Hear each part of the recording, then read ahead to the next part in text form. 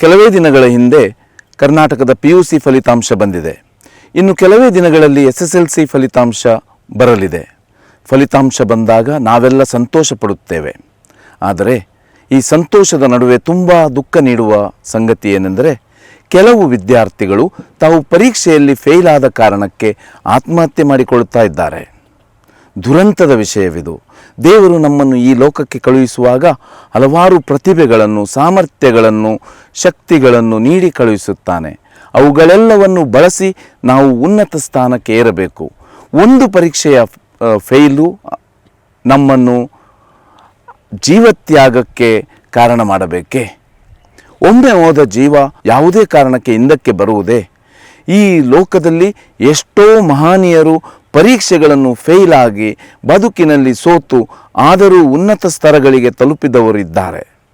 ಅದನ್ನು ನಾವು ನೆನಪಿಟ್ಟುಕೊಳ್ಳುವ. ಇಂದಿನ ಸೋಲು ನಾಳಿನ ಗೆಲುವಿಗೆ ಕಾರಣವಾಗುತ್ತದೆ. ಕೆಲವು ವಿದ್ಯಾರ್ಥಿಗಳು ತಾವು SSLCಯಲ್ಲಿ 90% ಪಡೆದೆವು, PUCಯಲ್ಲಿ 80% ಅಂಕಗಳು ಬಂದವು ಅಂದುಕೊಂಡು ಆತ್ಮಹತ್ಯೆ ಮಾಡುವವರಿದ್ದಾರೆ. ತಂದೆ ತಾಯಂದಿರು, ಸಂಸ್ಥೆಗಳು, ಶಿಕ್ಷಕರು ಈ ನಿಟ್ಟಿನಲ್ಲಿ ಗಮನ ನೀಡಬೇಕು. ವಿದ್ಯಾರ್ಥಿಗಳಿಗೆ ಅತೀವ ಒತ್ತಡ ನೀಡಬಾರದು. ಭವಿಷ್ಯ ವಿಶಾಲವಾಗಿದೆ. ನಮಗೆಲ್ಲರಿಗೂ ಈ ಲೋಕದಲ್ಲಿ ಬದುಕಿ ಬೆಳೆಯಲು ಅವಕಾಶವಿದೆ. ಆದರೆ ಜೀವವನ್ನೇ ಕಳೆದುಕೊಂಡರೆ ಹಿಂದೆ ಬರುವ ಪ್ರಸಂಗವೇ ಇಲ್ಲ.